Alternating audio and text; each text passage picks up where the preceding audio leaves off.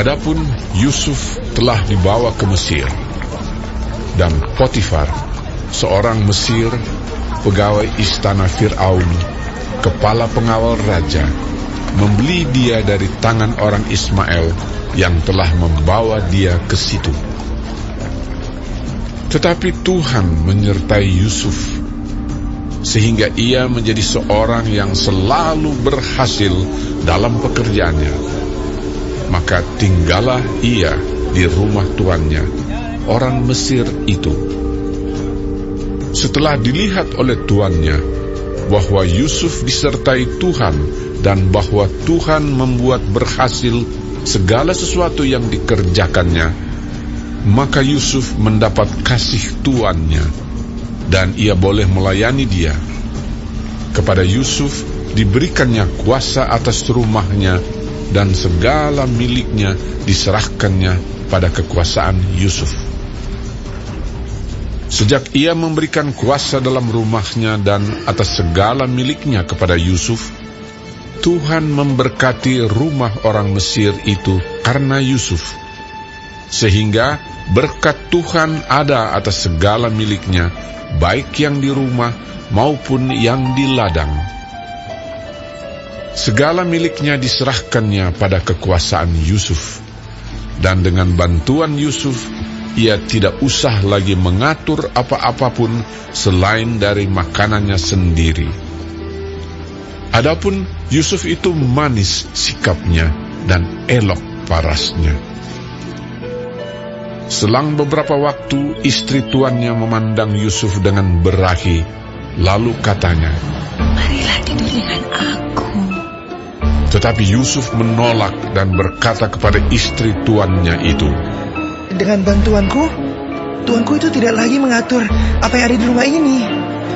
Dan ia telah menyerahkan segala miliknya pada kekuasaanku. Bahkan di rumah ini, ia tidak lebih besar kuasanya daripadaku. Dan tiada yang tidak diserahkannya kepadaku selain daripada engkau, sebab engkau istrinya. Bagaimana mungkin aku melakukan kejahatan yang besar ini dan berbuat dosa terhadap Allah?" Walaupun dari hari ke hari perempuan itu membujuk Yusuf, Yusuf tidak mendengarkan bujukannya itu untuk tidur di sisinya dan bersetubuh dengan dia. Pada suatu hari, masuklah Yusuf ke dalam rumah untuk melakukan pekerjaannya. Sedang dari seisi rumah itu, seorang pun tidak ada di rumah. Lalu perempuan itu memegang baju Yusuf sambil berkata, "Marilah tidur dengan aku." Tetapi Yusuf meninggalkan bajunya di tangan perempuan itu dan lari keluar. Ketika dilihat perempuan itu bahwa Yusuf meninggalkan bajunya dalam tangannya dan telah lari keluar, dipanggilnyalah seisi rumah itu, lalu katanya kepada mereka, "Lihat, dibawanya kemari seorang Ibrani, supaya orang ini dapat mempermainkan kita. Orang ini mendekati aku untuk tidur dengan aku. Tetapi aku berteriak-teriak dengan suara keras. Dan ketika didengarnya bahwa aku berteriak sekeras-kerasnya, ditinggalkannya lah bajunya padaku. Lalu ia lari keluar." Juga ditaruhnya baju Yusuf itu di sisinya sampai tuan rumah pulang. Perkataan itu jugalah yang diceritakan perempuan itu kepada Potifar. Katanya, "Hamba orang Ibrani yang kau bawa kemari itu datang kepadaku untuk mempermainkan aku. Tetapi ketika aku berteriak sekeras-kerasnya, ditinggalkannya bajunya padaku. Lalu ia lari keluar." baru saja didengar oleh tuannya perkataan yang diceritakan istrinya kepadanya. "Begini-begitulah aku diperlakukan oleh hambamu itu." Maka bangkitlah amarahnya.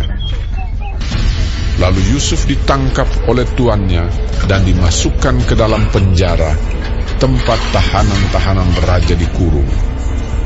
Demikianlah Yusuf dipenjarakan di sana.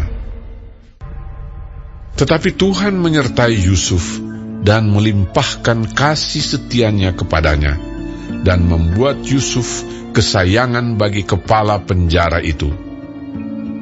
Sebab itu kepala penjara mempercayakan semua tahanan dalam penjara itu kepada Yusuf, dan segala pekerjaan yang harus dilakukan di situ dialah yang mengurusnya.